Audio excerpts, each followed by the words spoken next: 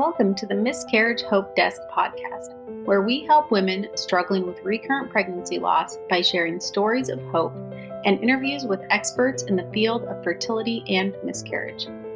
If you want to download our free lab checklist, go to miscarriagehopedesk.com/labs. Again, you will go to miscarriagehopedesk.com/LABS to download your free checklist. If you want to connect with others going through recurrent miscarriage, please check out our show notes for a link to our Facebook group. Now I'm going to hand it over to your host, Laura Bowder, for today's episode. Welcome back to the Miscarriage Hope Desk Podcast. Today we have Erin Iwanusa with us, and Erin is a licensed clinical social worker. She has a group practice in New York City, so I'm really excited to get a chance to talk to Erin. So thank you so much for being here today. Thank you for having me. Yeah, so let's start off with just giving kind of a background about what it is that you do and what kind of led you to do this work.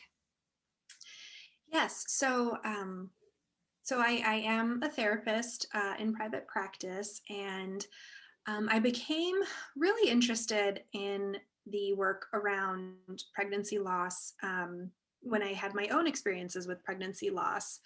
I think prior to my own losses, I sort of knew logically that this was obviously a very challenging thing, a very hard thing that women experienced and couples experienced. But I guess it wasn't really until I went through my own that I realized the emotional depth and how sort of painful this can really be. And so I really wanted to work in this area in order to support women and couples who, maybe I shouldn't keep saying women, sorry, edit this part out. Maybe I should be a little more inclusive in my language. I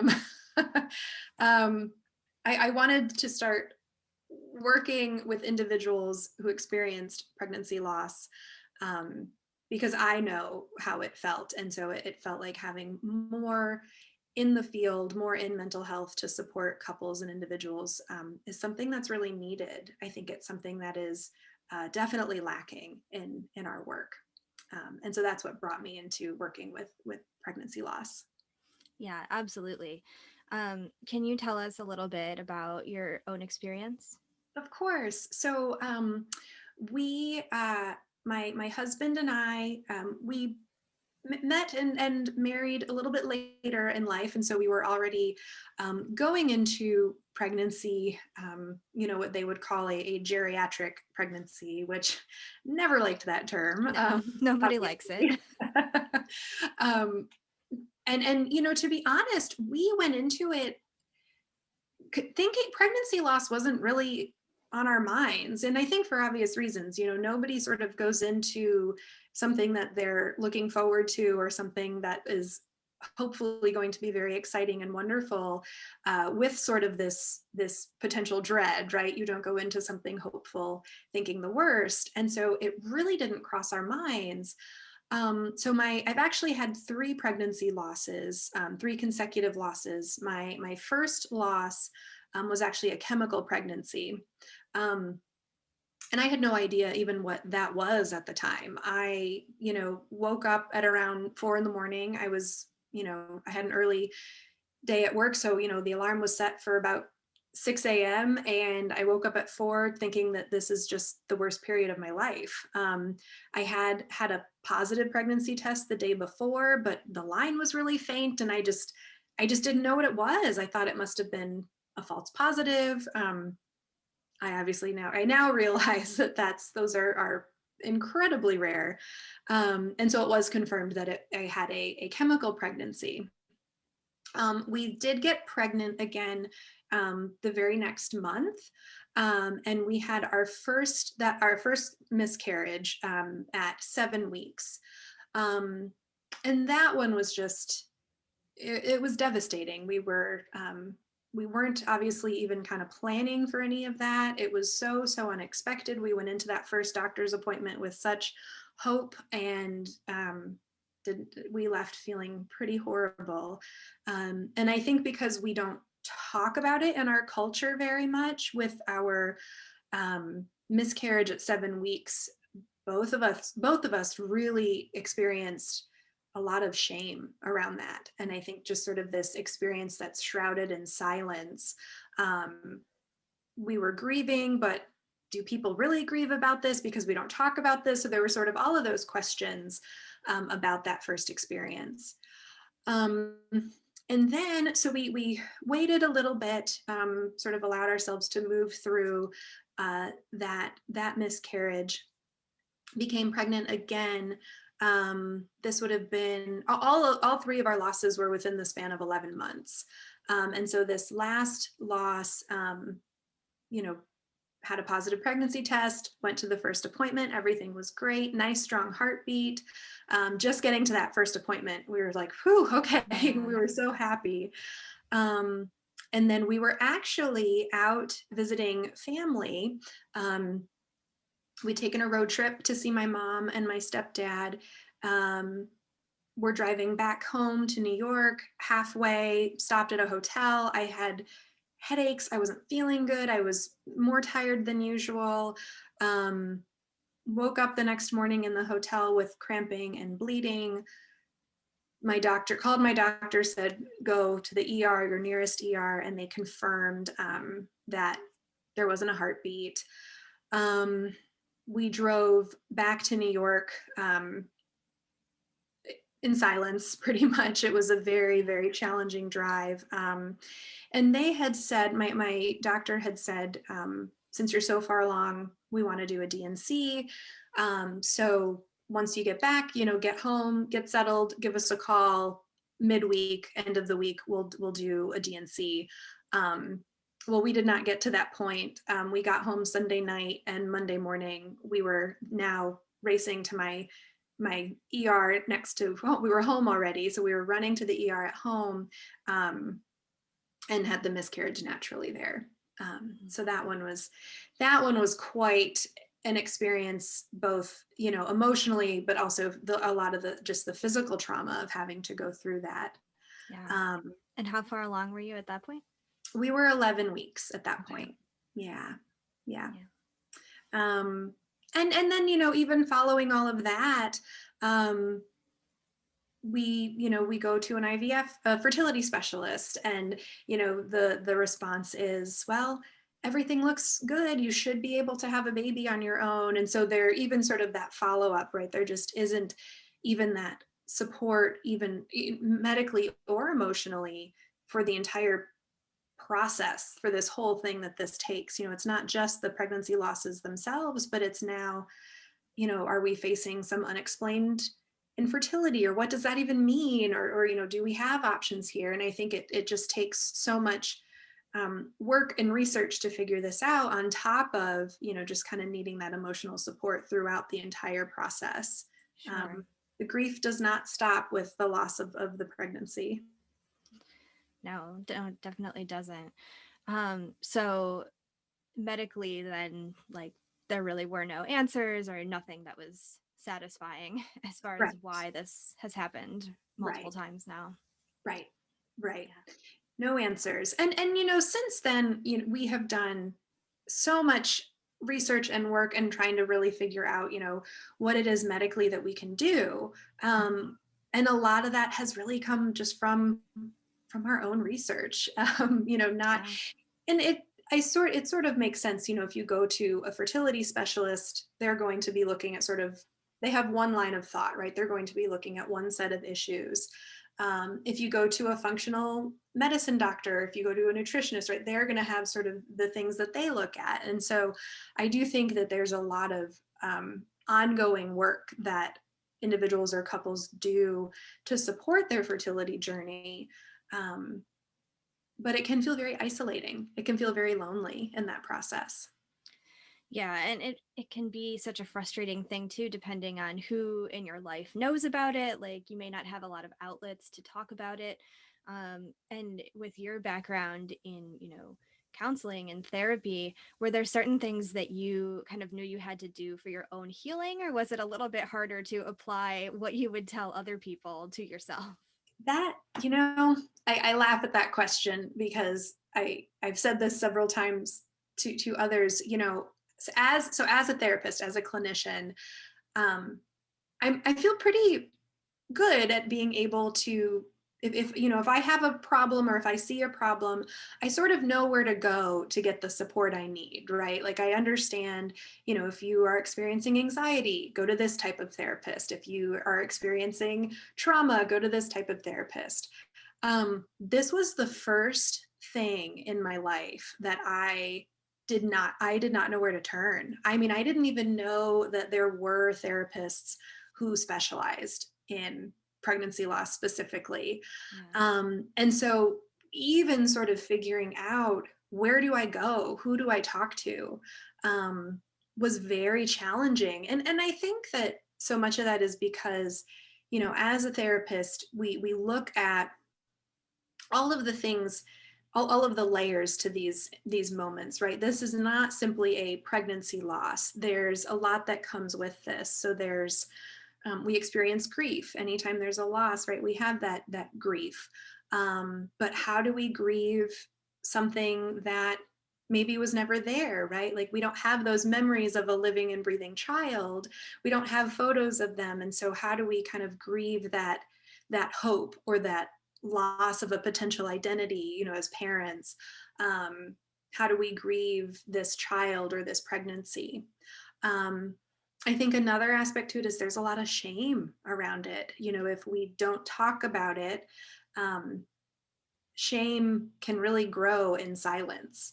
And so if we're not talking about it and not having those discussions, we start to feel that shame around what's wrong with me? Why can't everyone else seems to be able to have a baby? Why can't I? Am I not woman enough? Am I not a good enough spouse? Am I not, I feel broken. So I think all of that can come up in these experiences. And so when we look at pregnancy loss, it's layered with all of that, feelings of shame, feelings of guilt, feelings of grief. That all plays a big role in this. Yeah, I think you're exactly right. There's so many feelings that come into play, and it's especially hard, I think, when you don't know what to do to make yourself feel better. You don't know what other people will think if you tell them why you're feeling the way that you're feeling. And you mentioned something that I want to get into a little bit more, and that's kind of that like ambiguous grief. Like Mm-hmm. you feel terrible, like a lot of people feel extremely upset and sad when something like this happens, but I know it can be really difficult to process through because either you're not telling other people about it, or you're having those thoughts that you mentioned of like just that guilt and that shame and wondering like, is this something that I should be making as big a deal out of as I am? Do you have any advice for how to handle and just kind of like maybe even just look at yourself and think about like what's going to be the best way for me to move forward in this ambiguous grief? Right. I love that term, ambiguous grief. Once I learned that term, I think it shaped my practice quite a bit clinically. So ambiguous grief is this experience of grief, and it is the loss of something or someone that either is still alive, that they haven't passed away, or it's the loss of something that isn't quite tangible. And so, we feel ambiguous grief when, say, going through a divorce or a breakup, or we stop speaking to our best friend, or, I had this dream job in mind and then it didn't happen. And so it's this loss of a dream. And I think pregnancy loss definitely falls into that category as well. I think as a culture, we don't even really allow ourselves enough space to grieve when there is sort of a more quote like acceptable form of grief, right? Like if we have a death of a loved one, there's a level of understanding in our society of, you get your bereavement time, you take time off, but then you come back to work. And even that's not very much time, right? We don't give ourselves enough time to grieve in those moments.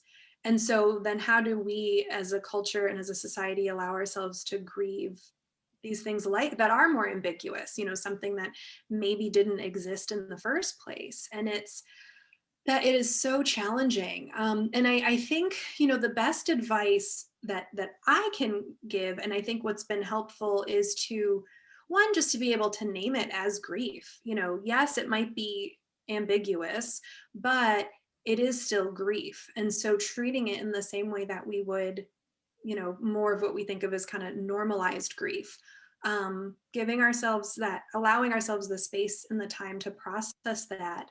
And I think moving through that mourning process, moving through the grieving process, we, for our first loss, well, I guess for the second loss, the second miscarriage, it wasn't until we both, my husband and I, sat down and sort of had a little memorial for the baby. And it was, it was very small. It was about 5 minutes. We each wrote something and sat outside in a park, and, we're able to sort of read these things out loud to one another. And it was such an important part of the process. Mm-hmm. For the third loss, my husband had actually purchased a ring, like one of the silicone rings. So if my hands got too swollen and during pregnancy, I could wear that instead of my wedding band. And it had arrived after we had our third loss. And now I just wear it every day as just this reminder. And that's sort of its own grief process too, this way to kind of memorialize and remember and honor these losses that we've had. And I think you touched on this too, recognizing that we all grieve so differently. There is no one size fits all formula to grief. I think in my journey, I have seen a lot of books, a lot of resources that sort of promise something along the lines of 30 days to emotionally healing from your miscarriage. And I just sort of laugh at that, thinking that might work for some people. But what happens if that doesn't work for me? And then what? Now that we get back to that shame piece, right? Like, I'm supposed to be healed after 30 days and I'm not. So what's wrong with me? And I think it's so important in grief to just remember that there is no timeline. There is no one size fits all formula. And I think, especially with pregnancy loss, some individuals, some folks have a loss and it doesn't emotionally impact them in the same way that it might others. And that's okay. However we're experiencing our grief and our loss is valid and is important. And it's not going to look the same. There aren't going to be there aren't going to be two experiences that are the same. And so I think allowing ourselves to feel whatever it is we're feeling is so important to this process. I agree. And I think especially in the case of recurrent miscarriage, I feel like each time you probably experience different things, and it could be because you're distancing yourself more from the pregnancy each time. It could be because it's more frustrating, it's getting compounded each time, that maybe you don't have an explanation for why this is happening and it continues to happen. I think like the biggest thing for me when it came to my own experience with miscarriage is just that the next time I got pregnant, like it robbed the joy from that experience, because it was all focused on the anxiety, which then just for listeners of the podcast, they probably know I have a son, a toddler son at this point, and like I never really felt excited the entire pregnancy because I was always just waiting for the other shoe to drop. And I just think, which I use that story as like a plea to people to please, process your grief and work through it before trying to get pregnant again, because it always comes back. But what are your thoughts as, a mental health professional about what we need to think about or consider before making the decision to move forward in whichever way? Some people decide to keep trying and some people don't. That's a good question. Let me think about that for a minute. Things to consider.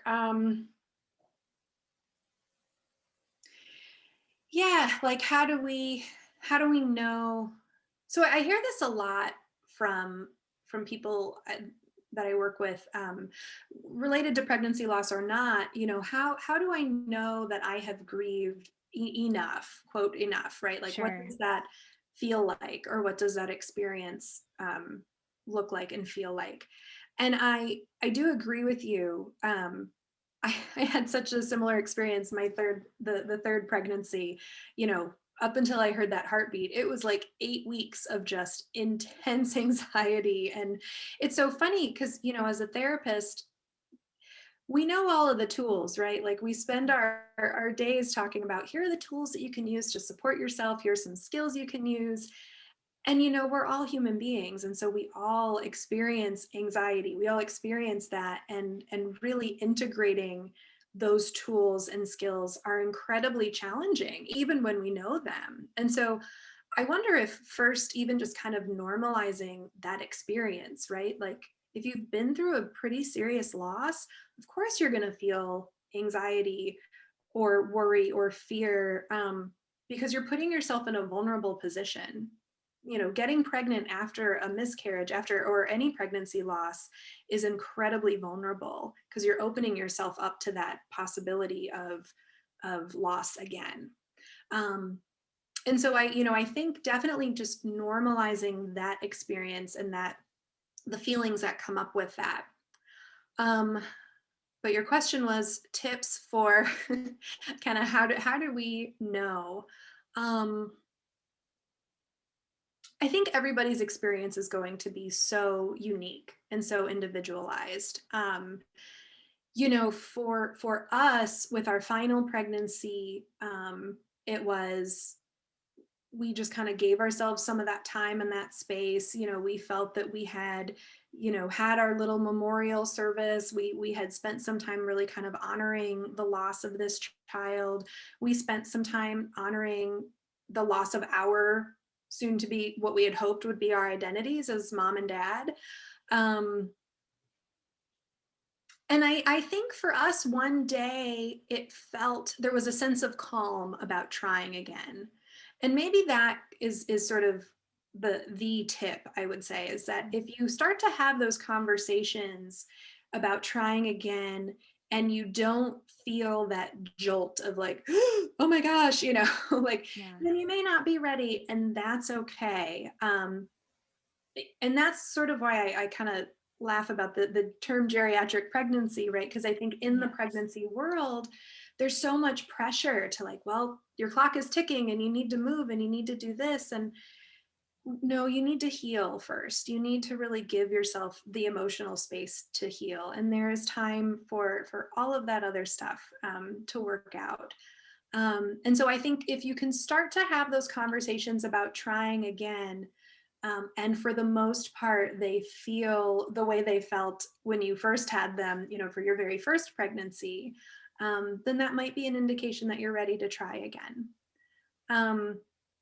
I think we all know that sort of very inherently, right? If we kind of take that mindfulness approach, you know, mindfulness is just the act of paying attention. What's coming up right now for me in this moment? What am I feeling? What am I experiencing? And just getting curious about that. And I think we're all very, if we tap into that, we're all very aware of when do I feel okay to do something, and what does it feel like when I don't feel okay? Yeah. So yeah, I think just kind of checking in with that. How do I feel when I have these conversations about trying again? I think that's a really good tip. And yeah, just like feeling that sense of calm, I think is a really good kind of measure, yardstick, if you will. Because I know, like, you know, from my personal experience, that it was not the sense of calm I was after. It was just the sense of like replacement, you know, like if I get pregnant again, I will stop feeling so terrible about this loss. And it doesn't work. Right. Right. Doesn't work. I love my son dearly, but it doesn't work. Yeah. So I would definitely agree with just like wait for that sense of calmness, wait to know that it feels right, and not for got to get it done for my clock, got to get it done because of whatever schedule I have in my mind. And I say this as a complete type A person that obviously did not take this advice. Yes. Yes. Well, and that's it. You know, we know when we're on the outside of it, right? We know sort of quotes should say, what we'd like to say, or how we'd like to feel. And when we're in the moment, when our feelings are so big, they are all consuming and they take over, and both the wanted and the unwanted feelings. And so it's really hard when we're in that emotion to take a step back and say, whoa, maybe I'm not quite there yet. And so that's why I do often try to work in some of those mindfulness approaches too into the work that I do with clients, especially with recurrent pregnancy loss. Let's really tap into how we're feeling and just name it. Because you're right, it can be so easy to just sort of keep going and kind of bulldoze through all of that, and then step back and realize, ooh, maybe that was too soon. Maybe I wasn't quite ready for that. Mm-hmm. Mm-hmm. Yes. So from your personal or professional experience, so either thinking of your own experience or with clients that you've worked with, how do you kind of work through those feelings when medically they're telling you everything is fine? Like, how do you then kind of make your decisions as far as how you're going to move forward with that? If the medical professionals are saying there's no reason, we don't have any suggestions for you other than to keep trying. Yeah. How do you work through that? Yes. It's ongoing. It's it's a really hard question to answer. And I think it really is a day by day process. I can tell you when we had our, so we went to a fertility specialist, went through, all of the testing that they do. And that appointment, after all the testing results came back in, and she said, everything's good, you're fine, you should be able to have a healthy baby.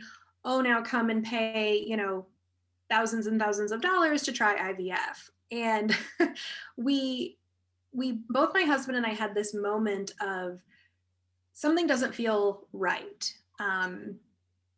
Brene Brown says, she's a social worker and a writer and a researcher in this field. And in her book, Rising Strong, she calls it getting emotionally hooked. And if we notice sort of getting that emotional hooking, what does that, let's just kind of sit with that for a minute. And so my husband and I both hung up on that session, or the appointment with the fertility specialist. And he knows the word. He's not a therapist, but he knows, he's married to a therapist, so he has all the language that I do. And he said, I'm feeling emotionally hooked right now, and I'm not sure why. And I said, no, I am too. And so we sat with it. We just said, let's just see where this goes. We do not have to make a decision today. We're not going to make a decision today. I did not say to the fertility specialist, great, sign us up for IVF. And so then, the next day we checked in with each other again. How are you feeling? And, we spoke to our parents. My mother-in-law is a retired labor and delivery nurse, so we go to her for lots of medical questions. What do you think about this? We spoke with my parents. We started doing our research, and it was sort of over the course of, I want to say, maybe 2 weeks, that we got to the point where we said, I don't think IVF is the right choice for us right now.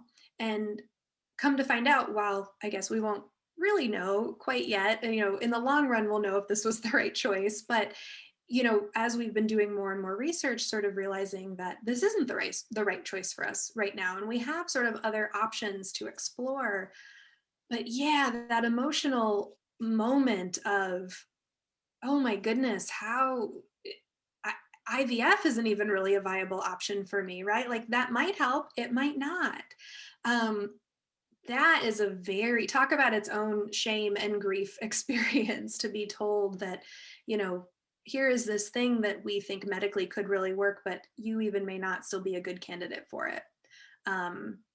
So it is very challenging to to continue sitting with that. And that's why I think that this process really is ongoing.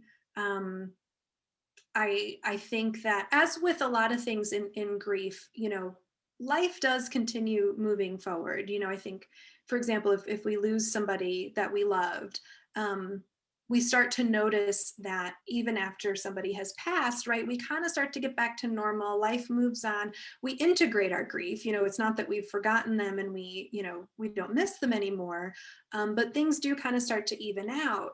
And I think that that's been the biggest difference I've felt in this process, is that every moment there's sort of another, almost like picking away at the grief wound. It kind of reopens because, okay, we start to feel better about the loss. Oh, but now IVF probably isn't an option for you. Okay, well, now what do we do? It's sort of this constant reminder that, this is something that you want so deeply.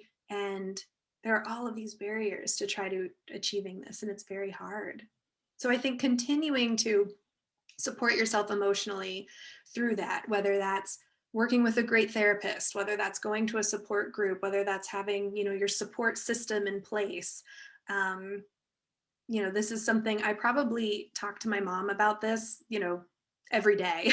We probably have some conversation around motherhood, pregnancy loss, fertility. And so I think having those people in your lives who can sort of be with you over the course of the journey is so helpful.